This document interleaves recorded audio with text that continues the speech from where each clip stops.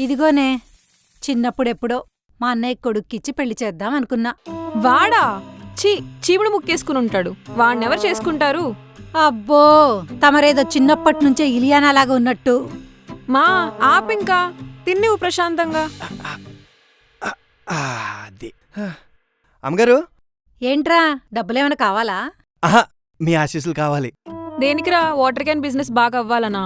ఆహా కాదు, నా పెళ్లి బాగా అవ్వాలని. అప్పుడే నీకు పెళ్ళేంట్రా? నీ ఏజ్ ఎంత? 24. లేట్ అయిపోయింది కదండి. ఊర్లో అందరూ చావగొట్టేస్తున్నారు లేట్ అయిపోయిందని చెప్పి. మీరు మాత్రం తొందరగా చేసేసుకోండి. 23, 24 లోపలే చేసేసుకోండి. లేదంటే సంబంధాలు దొరకడం చాలా కష్టం అయిపోతుంది అమ్మగారు. బాగా చెప్పావురా, కరెక్ట్ ఏజ్ లో పెళ్లి చేసుకుంటున్నావు. సర్లే అమ్మగారు, నేను వస్తా. పెళ్లి పనులు చాలా ఉన్నాయి.